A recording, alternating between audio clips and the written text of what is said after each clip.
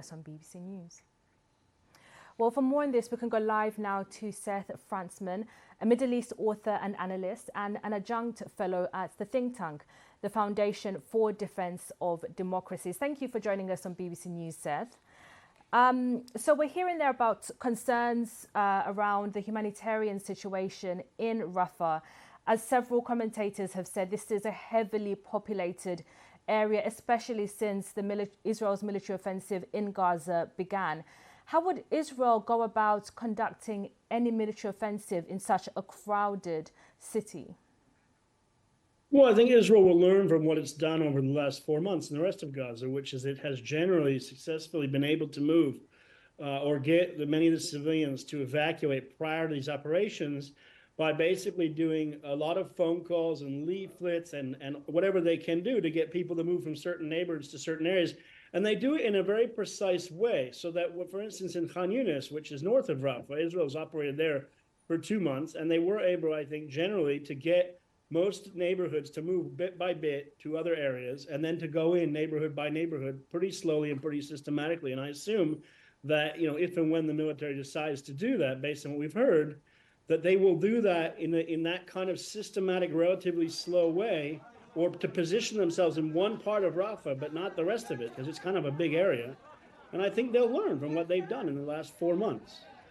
What is your assessment of where civilians would be able to go? Because the Israeli government is saying it's preparing to evacuate civilians from the city, but where would they go? And I'm sure you've heard many Palestinians talking about the fact that they don't think anywhere is safe in Gaza, because if they move from one city to another, that city is then still hit by airstrikes.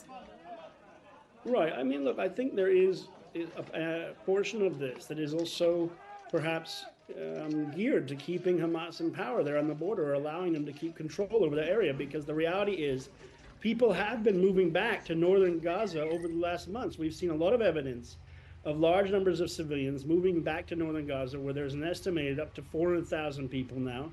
There's also areas in Mawasi near the beach, which Israel designated early on as a humanitarian zone and encouraged people to move there, not to move to Rafah, because Rafah crowds the Egyptian border and creates inevitably, I think, a lot of pressure on Egypt and a lot of pressure on humanitarian organizations that are trying to move aid through there to other areas. So I think there's place for Israel to coordinate and to find areas that are near Rafah to move people if they need to do it. The question Seth, is whether... I have to ask you about that, because you mentioned, areas near Gaza, but you're talking about a population of 2 million people being pushed into corners, small strips of land. There isn't space to fit 2 million people.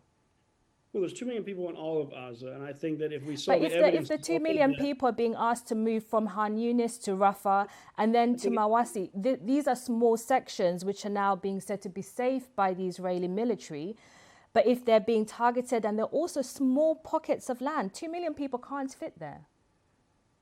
Well, I think they can go back to northern Gaza, where many of them actually are from. So I think Israel is actually But it's also still being bombarded. Northern Gaza is still a hostile territory. It's not safe. Well, I don't think so. I think many of those areas, actually, the Israeli military is not operating in most of them. And there's areas that actually in northern Gaza that the Israeli army almost never operated in them throughout the war. So I think we'll have to see. I think there's a lot of work to be done. And the army has 4 months of experience trying to figure this out. It will be difficult, but I think that if the IDF decides that they have to go into some portion of it to remove Hamas or to find the hostages, that's what Israel set as the end goal of the war. Thank you very much. That was Seth Frantzman, Middle East author and analyst at the think tank, the Foundation for Defence of Democracies. Thank you for joining us on BBC News.